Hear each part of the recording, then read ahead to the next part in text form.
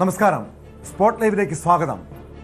വട്ടുമൂത്താൽ ആർക്കും 112 വിളിച്ച് പറയാമല്ലോ എന്ന് പറഞ്ഞ് ഭാര്യയ്ക്കുമേൽ ആദ്യം മന്ത്രിയുടെ പരിഹാസം, പിന്നീട് മന്ത്രിസ്ഥാനം തെറിക്കുമെന്നായതോടെ രാത്രിയോടെ ഭാര്യയെ വിളിച്ച് ക്ഷമാപണം. അങ്ങനെ ഭാര്യ ബിന്ദു മേനോൻ ഉന്നയിച്ച ആരോപണത്തിൽ മന്ത്രി KB ഗണേഷ് കുമാർ രാജിവെക്കേണ്ടതില്ല എന്ന തീരുമാനത്തിലേക്ക് എത്തിയിരിക്കുന്നു. ഇരുവരും തമ്മിൽ ഒത്തുതീർപ്പിലെത്തിയ സാഹചര്യത്തിലാണ് തീരുമാനമുണ്ടായിരിക്കുന്നത്. മന്ത്രിസഭാ യോഗത്തിൽ ഗണേഷ് കുമാർ പങ്കെടുത്തെങ്കിലും വിഷയം ചർച്ചയായില്ല.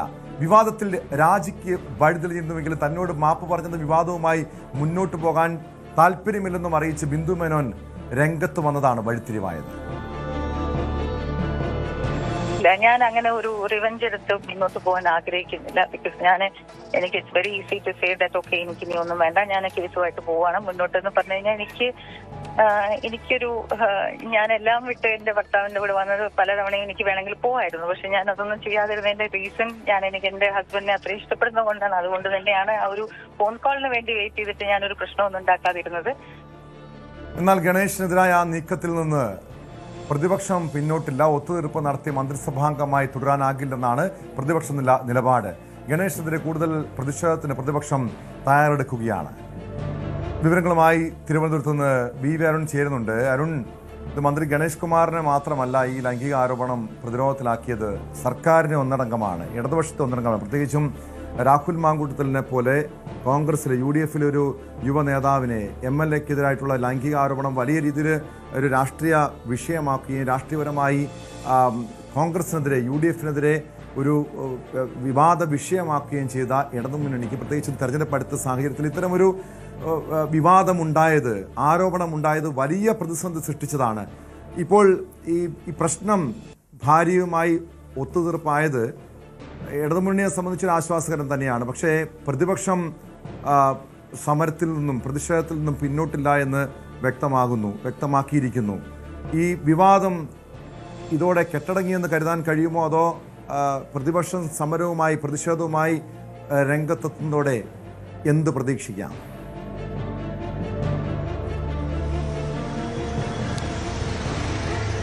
KB ഗണേഷ് കുമാറിനെതിരായ ആരോപണം സംസ്ഥാന സർക്കാരിന് ഇടതുമുന്നണിക്കും വലിയ തിരിച്ചടി തന്നെയാണ് ഉണ്ടാക്കിയത്. കാരണം തെരഞ്ഞെടുപ്പിന് ഇനി ദിവസങ്ങൾ മാത്രം ബാക്കിയെന്ന് പറയാം. കാരണം ഈ ആഴ്ച അവസാനമോ അല്ലെങ്കിൽ അടുത്ത ആഴ്ച ആദ്യമോ സംസ്ഥാനത്തെ തെരഞ്ഞെടുപ്പ് പ്രഖ്യാപനം വരാനിരിക്കുകയാണ്. ആ സാഹചര്യത്തിൽ സർക്കാർ കഴിഞ്ഞ തദ്ദേശ തെരഞ്ഞെടുപ്പിലുണ്ടായ തിരിച്ചടിയൊക്കെ മറികടന്നു എന്ന് ആശ്വസിക്കുകയാണ്. കാരണം കുറേ വികസന പ്രവർത്തനങ്ങൾ, ക്ഷേമ പ്രവർത്തനങ്ങൾ, ഇതിലൂടെയൊക്കെ വിവാദങ്ങളൊക്കെ മറികടക്കാൻ കഴിഞ്ഞു എന്നൊരു പ്രതീക്ഷയിലാണ് സർക്കാർ ഇപ്പോൾ ഉള്ളത്. ആ പ്രതീക്ഷകൾക്കൊക്കെ മേലാണ് ഗണേഷ് കുമാറിനെതിരെയുള്ള ഈ ഒരു ആരോപണം, അതും സ്വന്തം കുടുംബത്തിൽ സ്വന്തം ഭാര്യ തന്നെ ഉയർത്തിവിട്ട ആരോപണം വന്ന് വീഴുന്നത്. അത് സർക്കാരിന് ചെറിയ തിരിച്ചടിയും ഡാമേജും ഒന്നുമല്ല ഉണ്ടാക്കിയത്. അതിന് പ്രധാന കാരണമെന്ന് പറയുന്നത് സ്ത്രീ സുരക്ഷയാണ് പിണറായി സർക്കാരിന്റെ മുഖമുദ്രയായി അവർ അവകാശപ്പെടുന്നത്. വികസനത്തിനൊപ്പം ക്ഷേമത്തിനൊപ്പം സ്ത്രീ സുരക്ഷയുടെ കാര്യത്തിലും വിട്ടുവീഴ്ചയില്ലാത്ത നിലപാടുകൾ എടുക്കുന്ന സർക്കാരാണ്. അത് ഏറ്റവും പ്രധാനമായി അവർ ചൂണ്ടിക്കാട്ടുന്നത് ആദ്യ പിണറായി സർക്കാരിന്റെ കാലത്ത് നടിയെ ആക്രമിച്ച സംഭവത്തിൽ ദിലീപിനെ പോലെ ഏറ്റവും ജനകീയനായ ഒരു ജനപ്രിയ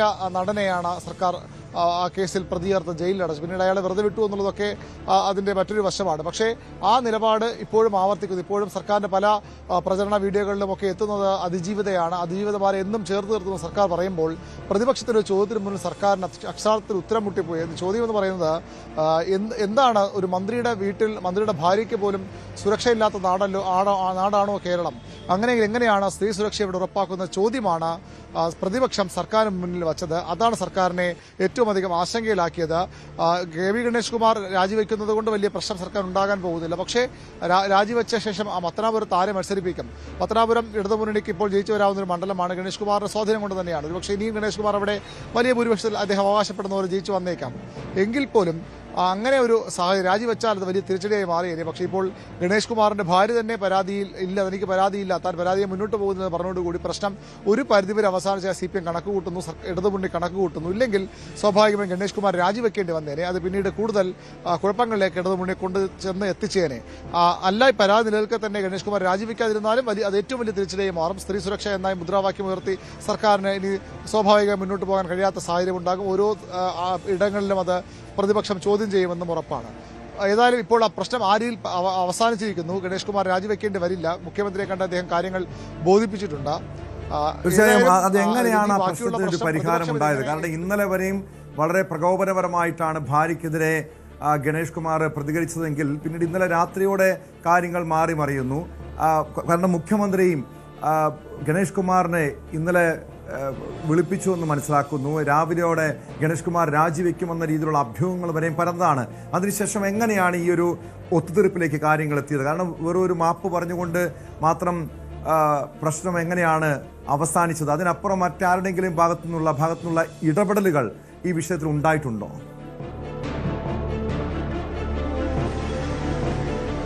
ഗണേഷ് കുമാരൻ മുഖ്യമന്ത്രിയുമായി ആശയവിനിമയം നടത്തിയിട്ടുണ്ട്. നേരിട്ട് കണ്ടുവന്ന കാര്യത്തിൽ വ്യക്തതയില്ല. ഇടതുമുന്നണിയുടെ ഇന്നലെ രാത്രിയും രാവിലെ വരെയുമുള്ള നിലപാട് ഗണേഷ് രാജിവെക്കേണ്ടി വരുമെന്നുള്ളത് തന്നെയാണ്. അത് ഇടതുമുന്നണി സർക്കാരിന്റെ നയം മാത്രമല്ല. കഴിഞ്ഞ 2013 ഗണേഷിനെതിരെ സമാനമായ ആരോപണം ഉമ്മൻചാണ്ടി മന്ത്രിസഭയിൽ അദ്ദേഹം മന്ത്രിയായിരുന്നപ്പോൾ ഉയർന്നു വന്നപ്പോൾ അന്ന് പ്രതിപക്ഷത്തായിരുന്നു ഇടതുമുന്നണി. പിണറായി വിജയനായിരുന്നു CPM സംസ്ഥാന സെക്രട്ടറി, VS അച്യുതാനന്ദനായിരുന്നു പ്രതിപക്ഷ നേതാവ്. അവരൊക്കെ സ്വീകരിച്ച നിലപാടുണ്ട്. ആ നിലപാട് ചേർന്ന് പോകണമെങ്കിൽ തീർച്ചയായും ഗണേഷ് കുമാറിന്റെ രാജി ആവശ്യപ്പെടേണ്ടിയിരുന്നു മുഖ്യമന്ത്രി. ആ രീതിയിലേക്ക് തന്നെയായിരുന്നു കാര്യങ്ങൾ പോയിരുന്നത്. പക്ഷെ അതിനിടയിലാണ് ഗണേഷ് ബിന്ദുവുമായി ബന്ധപ്പെടുകയും മാപ്പ് പറയുകയും ചെയ്തത്. അതോടുകൂടി അവർ ഇന്നലെ തന്നെ പറഞ്ഞത്, നേരത്തെ എന്നെ ഫോണിൽ ബന്ധപ്പെട്ടിരുന്നു എങ്കിൽ 2 മാസത്തോളം എന്നെ ബ്ലോക്ക് ചെയ്തിട്ടിരുന്നു, അങ്ങനെ അല്ലാതെ എന്നെ ഫോണിൽ ബന്ധപ്പെട്ടിരുന്നു, ഒരു ഖേദപ്രകടനം നടത്തിയതെങ്കിൽ പ്രശ്നങ്ങൾ പരിഹരിക്കപ്പെടുമായിരുന്നു. അതുണ്ടാകാത്തതാണ് പ്രശ്നങ്ങൾക്ക് കാരണമെന്ന് ബിന്ദു ഇന്നലെ തന്നെ വ്യക്തമാക്കിയിരുന്നു. ഗണേഷ് കുമാർ അതൊരു അവസരമാക്കി ഉപയോഗിച്ചു എന്ന് വേണം മനസ്സിലാക്കാൻ. ബിന്ദുവിനെ ഫോണിൽ ബന്ധപ്പെട്ടു, മാപ്പ് പറഞ്ഞു, തനിക്ക് വീഴ്ച പറ്റിയെന്ന് ഏറ്റുപറഞ്ഞു. അതോടുകൂടിയാണ് പ്രശ്നങ്ങൾ അവസാനിച്ചത്. അതാകാം പിന്നീട് മുഖ്യമന്ത്രിയും ഇടതുമുന്നണി നേതൃത്വമൊക്കെ ഗണേഷ് കുമാർ അറിയിച്ചത്. പ്രശ്നങ്ങൾ ഉണ്ടാകില്ല, സർക്കാരിന് മുന്നണിക്കും താൻ കാരണം ഒരു വിഷയവും ഉണ്ടാകില്ല, ഇതൊരു ക്രിമിനൽ കേസായി വരാൻ പോകുന്നില്ല എന്നൊക്കെ ഉള്ള ഉറപ്പ് ഗണേഷ് കുമാർ നൽകിയിരിക്കണം. അതിന്റെ ഭാഗമായാകാം ഒരുപക്ഷെ മുഖ്യമന്ത്രിയും ഇത്തരം ഒരു നിലപാടിലേക്ക് എത്തിയത്. ഇടതുമുന്നണി ഗണേഷ് കുമാർ രാജിവെക്കേണ്ടതില്ല എന്ന നിലപാടിലേക്ക് എത്തിയത്. അപ്പോഴും പ്രതിപക്ഷത്തിന്റെ അരുൺ, ഇവിടെ ഒരു ധാർമ്മികമായ പ്രശ്നം ഉയരുന്നില്ലേ? രാഹുൽ മാങ്കൂട്ടത്തിന്റെ രാജി ആവശ്യപ്പെട്ടുകൊണ്ട് ഇടതുപക്ഷത്തെ യുവജന സംഘടനകളടക്കം പ്രതിഷേധവുമായി രംഗത്തെത്തിയപ്പോൾ അവിടെ ചൂണ്ടിക്കാണിച്ച പ്രധാനപ്പെട്ട വിഷയം ഇതായിരുന്നു, ധാർമ്മികമായ പ്രശ്നം. അതായത് കോടതിയിൽ നിന്ന് പോലും രാഹുൽ മാങ്കൂട്ടത്തിന് അനുകൂലമായ നിലപാടുണ്ടായപ്പോൾ, പ്രത്യേകിച്ചും രാഹുൽ മാങ്കൂട്ടത്തിൽ അവിവാഹിതനാണ്, ഒരു പെൺകുട്ടിയുമായി പ്രണയത്തിലാകാം, മറ്റ് ലൈംഗിക ബന്ധത്തിൽ ഏർപ്പെടാമെന്ന് കോടതിയുടെ വരെയും നിരീക്ഷണമുണ്ടായ ഒരു സാഹചര്യമുണ്ടായി. പക്ഷെ അവിടെയും ധാർമ്മികത ചൂണ്ടിക്കാണിച്ചുകൊണ്ടായിരുന്നു രാഹുൽ മാങ്കൂട്ടത്തിൽ MLA ആയി തുടരാൻ പോലും അവകാശമില്ല എന്ന് ഇടതുമുന്നണി ശക്തമായ നിലപാടെടുത്ത് വലിയ പ്രതിഷേധ പരിപാടികളുമായി മുന്നോട്ട് പോയത്. ഇവിടെയും ധാർമ്മികത ഒരു പ്രശ്നമല്ലേ?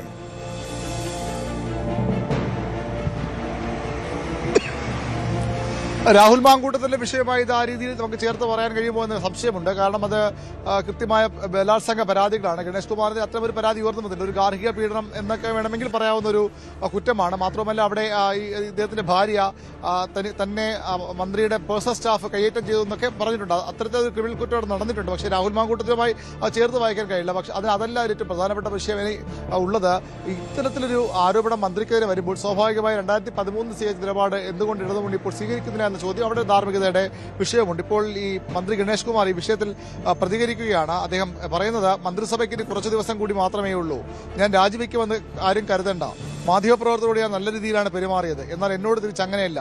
ചില മാധ്യമങ്ങൾ എന്നെ ഇന്റർവ്യൂ ചെയ്തു, അത് എന്റെ കഴിവുകേടായി കാണുന്നതൊക്കെ പറഞ്ഞുകൊണ്ട് മാധ്യമ വിമർശനമാണ് KV ഗണേഷ് കുമാർ ഇപ്പോൾ നടത്തുന്നത്. എന്താണ് മാധ്യമങ്ങൾ ചെയ്തിട്ട് എന്ന കാര്യത്തിൽ വ്യക്തതയില്ല. അദ്ദേഹമാണ് അദ്ദേഹത്തിന്റെ വാളകത്തെ വസതിയിലാണ് ഇത്തരം ഒരു സംഭവം ഉണ്ടായത്. അദ്ദേഹത്തിന്റെ ഭാര്യയാണ് അദ്ദേഹത്തിന് പരാതി പറഞ്ഞ് മാധ്യമങ്ങളുടെ രംഗത്ത് വന്നത്. അദ്ദേഹത്തിന്റെ ഭാര്യയാണ് പിന്നീട് ഇത് മാറ്റി പറയുന്നത്. ഏതായാലും ഇതിൽ എന്താണ് മാധ്യമങ്ങൾ ചെയ്ത തെറ്റ് അദ്ദേഹം വ്യക്തമാക്കുന്നില്ല. പക്ഷേ അദ്ദേഹത്തിന് മാധ്യമങ്ങൾ വേട്ടയാടുന്ന തരത്തിലുള്ള ഒരു പ്രതികരണമാണ് ഈ ഘട്ടത്തിൽ KV ഗണേഷ് കുമാർ നടത്തുന്നത്. ധാർമ്മികതാ വിഷയം ഇത് ഒരു വലിയ വിഷയം തന്നെയാണ്.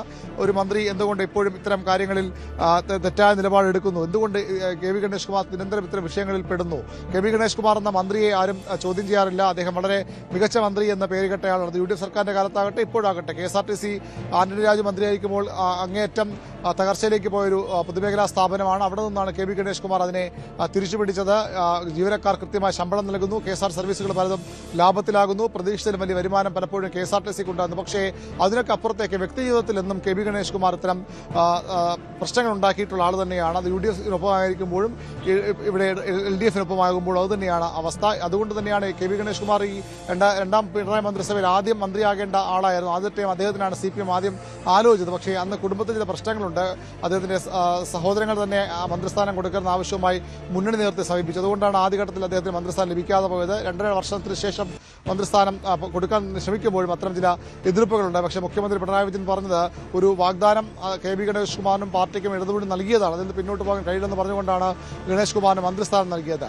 മികച്ച മന്ത്രി എന്ന പേരെടുക്കുമ്പോഴും ഭരണാധികാരി എന്ന പേരെടുക്കുമ്പോഴും ഇത്തരം വ്യക്തിജീവിതത്തിലെ താളപ്പിഴകളും പ്രശ്നങ്ങളും കെ ബി ഗണേഷ് കുമാറിന് എന്നും വെല്ലുവിളിയായിട്ടുണ്ട്. അതുതന്നെയാണ് ഇപ്പോഴും സംഭവിക്കുന്നത്. പക്ഷേ ഇത്തവണ അദ്ദേഹം രക്ഷപ്പെടുകയാണ്. രാജിവെക്കേണ്ടി വരില്ല. അദ്ദേഹത്തിന്റെ ഭാര്യയ്ക്ക് അദ്ദേഹത്തിനെതിരെ പരാതിയില്ല. അവർ നിയമ നടപടികൾ മുന്നോട്ട് പോകില്ല. അത് പറഞ്ഞുകൊണ്ട് ആ ഒറ്റ കാരണം കൊണ്ട് മാത്രം കെ ബി ഗണേഷ് കുമാർ രാജിയിൽ നിന്ന് ഒഴിവാവുകയാണ്. ഇടതുമുന്നണിക്കും ആ രീതിയിൽ അത് ആശ്വസിക്കാനുള്ള വക നൽകുന്നുണ്ട്. തീർച്ചയായും. പക്ഷേ ഇവിടെ തെരഞ്ഞെടുപ്പ് അടുത്ത് നിൽക്കുകയാണ് ഇതുപോലുള്ള വിവാദങ്ങൾ അടിക്കടി ഉണ്ടാകുന്നത്, പ്രത്യേകിച്ചും ആരോഗ്യ വകുപ്പിൽ, അതോടൊപ്പം മന്ത്രി ഗണേഷ് കുമാറിനെതിരെ അങ്ങനെ പല രീതിയിലുള്ള വിവാദങ്ങൾ. അതെങ്ങനെയാണ് ഇടതുമുന്നണിയെ ബാധിക്കുക? മാത്രമല്ല അതിനെ പ്രതിരോധിക്കാൻ വേണ്ടി പ്രത്യേകിച്ചും വീണ ജോർജിനെതിരായിട്ടുള്ള പ്രതിഷേധം അത് ഒരു പരിധിവരെ കൈവിട്ടു പോകുന്നു. പിന്നീട് ഇപ്പോൾ ഗണേഷ് കുമാറിനെതിരെ വലിയ പ്രതിഷേധവുമായി മുന്നോട്ട് പോകുമെന്ന നിലപാടിൽ പ്രതിപക്ഷം നിൽക്കുന്നു. പ്രതിപക്ഷം ഇതൊക്കെ ഒരു രാഷ്ട്രീയ ആയുധമാക്കാനുള്ള സാധ്യതയുണ്ട്. മാത്രമല്ല നേരത്തെ അരുൺ സൂചിപ്പിച്ചത് രാഹുൽ മാങ്കൂട്ടത്തിൻ്റെ വിഷയവുമായി ബന്ധപ്പെട്ട് നോക്കുമ്പോൾ അത് ഇത്രയും കൂടി വ്യത്യസ്ത സ്വഭാവമുള്ളതാണ്. കാരണം ഇവിടെ ഒരു പരാതിക്കാരിയില്ല. ഗാർഹിക പീഡനത്തിനേക്കാൾ അപ്പുറം മറ്റൊരു വിഷയമുണ്ട്, ഒരു സദാചാര പ്രശ്നമുണ്ട്. ഈ ഗണേഷ് കുമാർ തന്നെ പറഞ്ഞ കാര്യമുണ്ട്, തനിക്ക് ഒന്നല്ല നിരവധി പ്രണയങ്ങൾ ഉണ്ടാകാം, അതും തൻ്റെ വ്യക്തി ജീവിതവും ഇതും തമ്മിൽ കൂട്ടി യോജിപ്പിക്കേണ്ടതുണ്ടോ എന്ന ചോദ്യങ്ങളൊക്കെ സ്വാഭാവികമായും ഈ രാഹുൽ മാങ്കൂട്ടത്തിൽ ഇന്നലെ ഗണേഷ് കുമാറിനെ വെല്ലുവിളിച്ചുകൊണ്ട് മാധ്യമങ്ങൾക്ക് മുന്നിൽ പ്രത്യക്ഷപ്പെടാനുള്ള ധൈര്യവും ഒരുപക്ഷെ രാഹുൽ മാങ്കൂട്ടത്തിനെ പോലുള്ള ഉള്ളവർക്കുണ്ടായത് ഇതുപോലെ പ്രതിരോധിക്കാൻ ഉള്ള ഒരു ധൈര്യം കൂടി രാഹുൽ മാങ്കൂട്ടത്തിനും ഉണ്ടാവില്ലേ? കാരണം വ്യക്തി ജീവിതവും അവരുടെ രാഷ്ട്രീയ ജീവിതവും രണ്ടായി കാണാൻ കഴിയില്ലല്ലോ. കാരണം ഒരു പൊതുപ്രവർത്തകൻ എന്ന് പറഞ്ഞാൽ, രാഷ്ട്രീയ നേതാവ് എന്ന് പറഞ്ഞാൽ അത് പൊതുസമൂഹത്തിന് മാതൃകയായി നിൽക്കേണ്ട വ്യക്തി കൂടിയല്ലേ?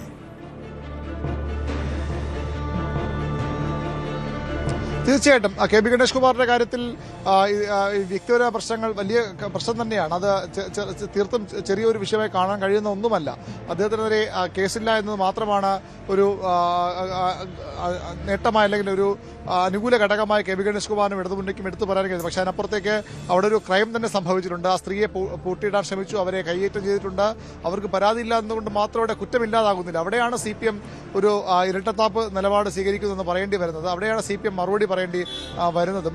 കെ ബി ഗണേഷ് കുമാർ രാജിവെക്കേണ്ടതില്ല എന്നുള്ളത് സ്വാഭാവികമായി ഇപ്പോൾ അത്തരം നിലപാടിലേക്ക് ഇടതുമുന്നണി രാഷ്ട്രീയമായി എത്തിച്ചേർന്നിട്ടുണ്ട്. പക്ഷേ അപ്പോഴും ഈ ചൂണ്ടിക്കാണിച്ച വിഷയങ്ങളൊക്കെ ഈ രാഹുൽ മാങ്കൂട്ടത്തിലെ വിഷയവുമായി താരതമ്യം ചെയ്യാൻ കഴിഞ്ഞെങ്കിൽ പോലും മറ്റു തരത്തിൽ ഇതൊരു ക്രിമിനൽ കുറ്റം തന്നെയാണ്. അല്ലെങ്കിൽ പോലീസ് ലഭിച്ച പരാതിയാണ്, പോലീസ് അവിടെ എത്തി ആ സ്ത്രീയെ കണ്ടതാണ്, എന്നിട്ടും നടപടിയെടുക്കാതെ പോയതുണ്ട്. സ്വാഭാവികമായി കെ ബി ഗണേഷ് കുമാർ എന്ന മന്ത്രിയുടെ അധികാരത്തിന്റെ ശക്തി തന്നെയാകാം പോലീസിനെ അവിടെ നിന്ന് പിന്തിരിപ്പിച്ചത്. കുടുംബ പ്രശ്നം എന്ന് പറഞ്ഞ പോലീസിനെ ഒരുപക്ഷെ മടക്കി അയച്ചതാകാം. അപ്പോഴും അവിടെ പ്രശ്നങ്ങൾ അതേപടി നിലനിൽക്കുന്നുണ്ട്. എങ്കിലും കെ ബി ഗണേഷ് കുമാർ രാജിവെക്കേണ്ട ഒരു രാഷ്ട്രീയ സാഹചര്യത്തിലേക്ക് ഇപ്പോൾ കാര്യങ്ങൾ പോകുന്നില്ല എന്നുള്ളതാണ് ഏറ്റവും പ്രധാനപ്പെട്ട കാര്യം. കെ ബി ഗണേഷ് കുമാർ ഇപ്പോൾ മാധ്യമങ്ങളെ കുറ്റപ്പെടുത്തുന്ന പോലെ ഗണേഷ് കുമാറിനെ സംബന്ധിച്ചും ഇടതുമുന്നണിയെ സംബന്ധിച്ചും ഈ വിവാദം ഒഴിയുന്നത് ഒരു പരിധിവരെ ആശ്വാസകരമാണ്. പരാതിയുമായി മുന്നോട്ട് പോകില്ലെന്ന് ഭാര്യ വ്യക്തമാക്കിയതോടെ മന്ത്രിസ്ഥാനം രാജിവെക്കേണ്ടതില്ല എന്ന തീരുമാനം ഗണേഷ് കുമാറിന് അനുകൂലമായിരിക്കുന്നു കാര്യങ്ങൾ. ഇപ്പോൾ എന്തായാലും വിവാദങ്ങൾക്കിടെ KSRTC ആശുപത്രി ഉദ്ഘാടന ചടങ്ങിൽ ഗണേഷ് കുമാർ പങ്കെടുക്കുന്നുണ്ട്. സാരംഗ് സുധാകരൻ ചേരുന്നു തിരുവനന്തപുരത്ത് നിന്ന് വിവരങ്ങളുമായി. സാരംഗ്, ഈ വിവാദങ്ങൾക്കിടെയാണ് മന്ത്രി ആശുപത്രിയുടെ ഉദ്ഘാടന ചടങ്ങിൽ പങ്കെടുക്കുന്നത്. പ്രതിപക്ഷം വലിയ പ്രതിഷേധത്തെക്കുറിച്ച് ആലോചിക്കുന്നുണ്ട്. അത്തരമൊരു പ്രതിഷേധത്തിന് ഉള്ള സാധ്യതയുണ്ടോ? മാത്രമല്ല ഈ വിവാദം ഒരു പരിധിവരെയും കെട്ടടങ്ങിയെന്ന് പറയുന്നൊരു സാഹചര്യത്തിൽ മന്ത്രിയുടെ ഭാഗത്തു നിന്ന് ഇതുമായി ബന്ധപ്പെട്ടൊരു പ്രതികരണം പ്രതീക്ഷിക്കാമല്ലേ? ഇവിടെ യാതൊരു വിധത്തിലുള്ള പ്രതിഷേധങ്ങളുടെ ഒരു സാഹചര്യമില്ല. കാരണം യൂത്ത് കോൺഗ്രസിനടക്കം പ്രതിഷേധം ഉണ്ടാകുമെന്നൊരു സൂചന ഉണ്ടാക്കിയ പോലും അത്തരത്തിലുള്ള പ്രതിഷേധ പരിപാടികൾ ഒന്നും തന്നെ ഉണ്ടായിരുന്നില്ല. ഈ ഒരു KSRTCയുടെ ആശുപത്രി സേവനവും മറ്റേ ഡയാലിസിസ് സെന്റർ അടക്കമുള്ള കാര്യങ്ങൾക്കാണ് ഇപ്പോൾ ഉദ്ഘാടനം ഇവിടെ മന്ത്രി നടത്തിയത്. അവിടെ അടക്കം ഈ വിഷയത്തിൽ പ്രതികരണം തേടിയെങ്കിലും മന്ത്രി കാര്യത്തിൽ കൃത്യമായ ഒരു പ്രതികരണത്തിന് തയ്യാറായിട്ടില്ല. അതിന് പകരം മാധ്യമങ്ങൾക്ക് നേരെ ഈ വിവാദം വളച്ചൊടിക്കുന്ന തരത്തിലായിരുന്നു മന്ത്രിയുടെ പ്രതികരണം. അതായത് ഈ ഒരു മാധ്യമങ്ങൾ തന്റെ ചോര കുടിക്കാൻ ശ്രമിക്കുന്നു എന്നടക്കം അടക്കമുള്ള പ്രസ്താവനകളായിരുന്നു മന്ത്രിയുടെ ഭാഗത്തു നിന്നും ഉണ്ടായിരിക്കുന്നത്.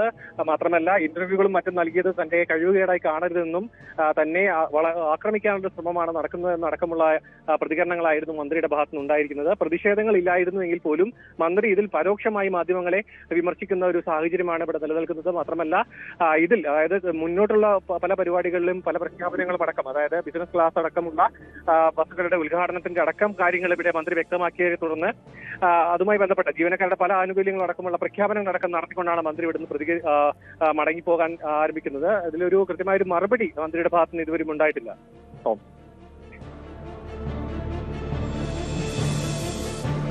യെസ്, വ്യക്തമാണ്.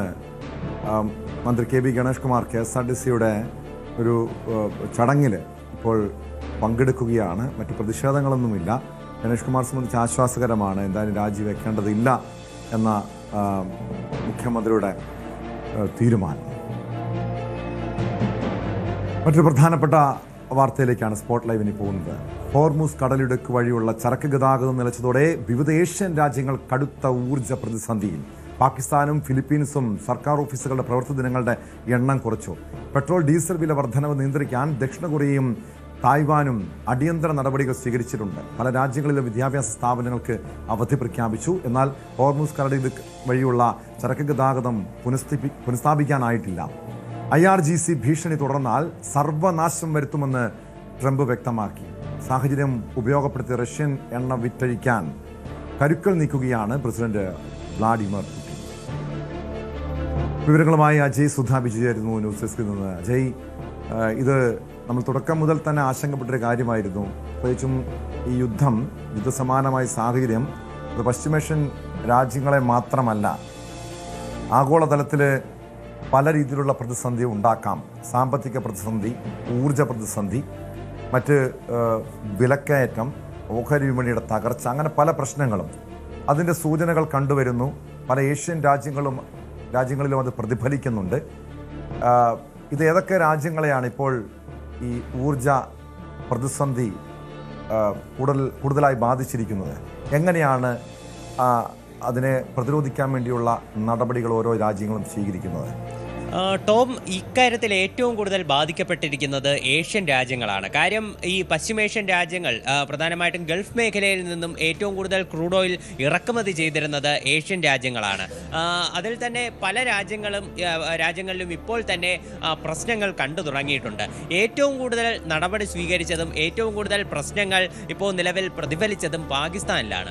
പാകിസ്ഥാൻ നിലവിൽ 2 ആഴ്ച അവരുടെ എല്ലാ സ്കൂളുകൾക്കും അവധി പ്രഖ്യാപിച്ചിട്ടുണ്ട്. അതുപോലെ തന്നെ യൂണിവേഴ്സിറ്റികളുടെ പ്രവർത്തനവും നിർത്തിവെച്ചിട്ടുണ്ട്. യൂണിവേഴ്സിറ്റികൾ ഇനി മുതൽ ഒരു താൽക്കാലികമായി ഒരു അറിയിപ്പുണ്ടാകുന്നത് വരെ ഓൺലൈനായിട്ടായിരിക്കും ക്ലാസുകൾ നൽകുന്നത്. അതുപോലെ തന്നെ സർക്കാർ ഓഫീസുകളുടെ പ്രവർത്തനം ആഴ്ചയിൽ 4 ദിവസമായി വെട്ടിക്കുറച്ചിട്ടുണ്ട്. മറ്റ് ജീവനക്കാരുടെ എണ്ണത്തിലും വൻ കുറവ് അവിടെ ഇപ്പോൾ നിലവിൽ വരുത്തിയിട്ടുണ്ട്. 50% ജീവനക്കാർ മാത്രം ഓഫീസിൽ എത്തിയാൽ മതിയെന്നാണ് പാകിസ്ഥാനിലുള്ള നിർദ്ദേശം. മറ്റ് 50% ജീവനക്കാർ ഓൺലൈൻ വഴി ജോലികൾ ചെയ്യണമെന്നും പ്രത്യേക നിർദ്ദേശം നൽകിയിട്ടുണ്ട്. അതുപോലെ തന്നെ വിലയുടെ കാര്യത്തിൽ, ഈ എണ്ണ വിലയുടെ കാര്യത്തിൽ പാകിസ്ഥാനിൽ ഒരു വൻ വർധനവുണ്ടായിട്ടുണ്ട്. ഏതാണ്ട് 55 പാകിസ്ഥാനി രൂപയുടെ വർധനവാണ് പെട്രോളിയം ഡീസൽ ഉൽപ്പന്നങ്ങളുടെ വിലയിൽ രേഖപ്പെടുത്തിയത്. ഏതാണ്ട് ഇന്ത്യൻ രൂപ വെച്ച് നോക്കുമ്പോൾ 18 രൂപയുടെ വർധനവ് ഒറ്റയടിക്ക് പാകിസ്ഥാനിൽ റിപ്പോർട്ട് ചെയ്യപ്പെട്ടിട്ടുമുണ്ട്. അതുപോലെ തന്നെ മറ്റൊരു പ്രധാനപ്പെട്ട കാര്യം, ഫിലിപ്പീൻസും ഇതുപോലെ തന്നെ സമാനമായിട്ടുള്ള രീതിയിൽ ജീവനക്കാരുടെ എണ്ണത്തിൽ കുറവ് വരുത്തിയിട്ടുണ്ട്. അതുപോലെ ഓഫീസുകളുടെ പ്രവർത്തനം ആഴ്ചയിൽ 4 ദിവസമായി ക്രമീകരിച്ചിട്ടുമുണ്ട്. അതുപോലെ തന്നെ അവിടെ എമർജൻസി സേവനങ്ങൾ ഒഴിച്ചിട്ടുള്ള മറ്റ് ഓഫീസുകളുടെ പ്രവർത്തനമാണ് ആഴ്ചയിൽ 4 ദിവസം ആക്കിയിട്ടുള്ളത്. അതുപോലെ തന്നെ സൗത്ത് കൊറിയയും പിന്നെ തായ്ലൻഡ് പോലെയുള്ള രാജ്യങ്ങൾ ഇവർ ക്രൂഡ് ഓയിൽ വില ഉയർന്ന പശ്ചാത്തലത്തിൽ എണ്ണ കമ്പനികൾ അനിയന്ത്രിതമായി പെട്രോളിയം ഡീസൽ ഉൽപ്പന്നങ്ങളുടെ വില വർദ്ധിപ്പിക്കാതിരിക്കാനുള്ള നടപടികൾ സ്വീകരിച്ചിട്ടുണ്ട്. വില വർധനവിന് ഒരു അടിയന്തരമായിട്ട് നീക്കം നടത്തിക്കൊണ്ട് വില വർധനവ് നിയന്ത്രിക്കാൻ ഒരു പ്രത്യേക ലിമിറ്റ് കൊണ്ടുവന്നിരിക്കുകയാണ്. ഇന്ന ലിമിറ്റിന് മേൽ എണ്ണ കമ്പനികൾ വില ഉയർത്താൻ പാടില്ല എന്നൊരു ചട്ടം അവിടെ കൊണ്ടുവന്നിരിക്കുന്നു. തുടർന്നുകൊണ്ടിരിക്കുന്നു. വലിയ ഒരു ഗ്രേറ്റ് ഡിപ്രഷനൊക്കെ ശേഷം സൗത്ത് കൊറിയയിൽ ഇത്തരം ഒരു കടുത്ത നടപടികൾ ഉണ്ടാകുന്നത് ഇത് ആദ്യമാണ്. അതുപോലെ തന്നെ ബംഗ്ലാദേശിലും പ്രതിസന്ധി രൂക്ഷമാണ്. ബംഗ്ലാദേശിൽ സർവകലാശാലകൾ ഓൺലൈനായിട്ട് ക്ലാസുകൾ നടത്താൻ തീരുമാനിച്ചിട്ടുണ്ട്. ഈ വരുന്ന തിങ്കളാഴ്ച വരെ സർവകലാശാലകളൊന്നും തന്നെ തുറന്ന് പ്രവർത്തിക്കില്ല. അതുപോലെ ഈജിപ്ത് 30% വില വർദ്ധിപ്പിക്കാൻ തീരുമാനിച്ചിട്ടുണ്ട് പെട്രോളിയം ഡീസൽ ഉൽപ്പന്നങ്ങളുടെ. പ്രതിസന്ധി ഇങ്ങനെ പല രാജ്യങ്ങളിലും പല രീതികളിലും തുടർന്നുകൊണ്ടിരിക്കുകയാണ്. ഇന്ത്യയിലേക്ക് നോക്കുകയാണെങ്കിൽ ഇവിടെയുമുണ്ട് നിരവധി പ്രതിസന്ധികൾ. ഇവിടെ ഇപ്പോൾ നിലവിൽ ബാംഗ്ലൂർ, അതുപോലെ തന്നെ ചെന്നൈ, ഡൽഹി പോലെയുള്ള പല നഗരങ്ങളിലും ഹോട്ടലുകൾ ഒന്നും തന്നെ തുറന്ന് പ്രവർത്തിക്കുന്നില്ല. പല ഹോട്ടലുകളും അടച്ചിട്ടിരിക്കുകയാണ്. വാണിജ്യ ഗ്യാസുകളുടെ ലഭ്യതയിൽ വലിയ കുറവുണ്ട്. ഇപ്പോൾ സർക്കാർ തലത്തിൽ തന്നെ വലിയ പ്രതിസന്ധി നേരിടുകയാണ്. തമിഴ്നാട് സർക്കാർ സ്റ്റാലിൻ്റെ നേതൃത്വത്തിൽ പ്രധാനമന്ത്രി നരേന്ദ്രമോദിക്ക് ഇപ്പോൾ കത്തയക്കുകയാണ് ഈ വ്യാപാരികളുടെ ആശങ്കകൾ പരിഹരിക്കണമെന്ന് പറഞ്ഞുകൊണ്ട്. അപ്പോൾ ഇന്ത്യയിലും ഇതിൻ്റെ പ്രതിഫലനം LPG ഗ്യാസിൻ്റെ രൂപത്തിൽ ഇപ്പോൾ നമുക്ക് കാണാൻ സാധിക്കുന്നുണ്ട്. അതുപോലെ ഇപ്പോൾ നിലവിൽ ഈ ഹോർമുസ് കടലെടുക്ക് വഴി ഇത്ര വലിയ പ്രതിസന്ധികൾ ഉണ്ടായിട്ടും 1 ലിറ്റർ എണ്ണ പോലും ഇറക്കുമതി ചെയ്യാൻ അനുവദിക്കില്ല എന്നാണ് IRGC ഇപ്പോൾ അറിയിച്ചിട്ടുള്ളത്. ഇറാന്റെ ഭാഗത്തു നിന്ന് അത്തരം ഒരു പ്രതികരണമാണ്. മാത്രമല്ല US-നെ സമ്മർദ്ദത്തിലാക്കാൻ മറ്റൊരു നീക്കം കൂടി അവർ നടത്തുന്നുണ്ട്. ഈ ഹോർമുസ് കടലെടുക്ക് വഴി ചരക്ക് ഗതാഗതത്തിന് അനുവദിക്കുക. US-നെയും അതുപോലെ തന്നെ US-ന്റെയും ഇസ്രായേലിൻ്റെയും പ്രതിനിധികൾ, അതുപോലെ തന്നെ അവരുടെ അംബാസഡർമാർ, അവരെ പുറത്താക്കുന്ന രാജ്യങ്ങളെ മാത്രമേ ഈ ഹോർമുസ് കടലെടുക്ക് വഴി ചരക്ക് ഗതാഗതം നടത്താൻ അനുവദിക്കൂ എന്നൊരു കാര്യം കൂടി IRGC മുന്നോട്ട് വെച്ചിട്ടുണ്ട്. ഇതിലൂടെ തീർച്ചയായിട്ടും US-നെ പ്രതിരോധത്തിലാക്കുകയാണ് ലക്ഷ്യം. ഇതിൽ പക്ഷേ മറ്റ് രാജ്യങ്ങളൊന്നും തന്നെ നിലവിൽ പ്രതികരണം നടത്തിയിട്ടില്ല. ഇപ്പോൾ IRGCയുടെ ഈ ഭീഷണിക്ക് മറുപടിയുമായിട്ട് ട്രംപ് ട്രൂത്ത് സോഷ്യലിൽ ഒരു പോസ്റ്റ് ഇട്ടിട്ടുണ്ട്. ട്രംപ് വ്യക്തമാക്കുന്ന ഒരു കാര്യമെന്ന് പറയുന്നത്, ഇപ്പോൾ ഇത്തരത്തിൽ IRGC ഹോർമുസ് കടലെടുക്കിലുള്ള നിയന്ത്രണം തുടരുകയാണെങ്കിൽ ഇപ്പോഴുള്ളതിൻ്റെ 20 ഇരട്ടി പ്രഹരം ഇറാനെ ഏൽപ്പിക്കും. ആക്രമണം തുടരും. ഇറാനെ പുനർനിർമ്മിക്കാൻ സാധിക്കാത്ത വിധം കനത്ത നാശനഷ്ടങ്ങൾ വരുത്തും. തീർച്ചയായും അങ്ങനെയുള്ള പ്രകോപനങ്ങൾ ഇരു രാജ്യങ്ങളുടെ ഭാഗത്തുനിന്ന് ഉണ്ടാകുന്നുണ്ട്. അതിനിടെ ട്രംപ് പറഞ്ഞൊരു കാര്യം, യുദ്ധം ഏറെക്കുറെ പൂർത്തിയായെന്നാണ് ട്രംപ് നേരത്തെ വ്യക്തമാക്കുന്നത്. എന്നാൽ അവസാനം ഞങ്ങൾ നിർണയിക്കുമെന്ന് ഇറാനും തിരിച്ചടിക്കുന്നു. ഇത് ഇങ്ങനെ മുന്നോട്ട് പോയാൽ ഇത് വലിയ രീതിയിലുള്ള പ്രതിസന്ധികളിലേക്ക് കാര്യങ്ങൾ നീങ്ങും. പ്രത്യേകിച്ചും ഗൾഫ് രാജ്യങ്ങളടക്കം യുദ്ധം അവസാനിപ്പിക്കണമെന്ന ആവശ്യവുമായി രംഗത്തെത്തിയ സാഹചര്യം കൂടി ഉണ്ടല്ലോ അജയ്.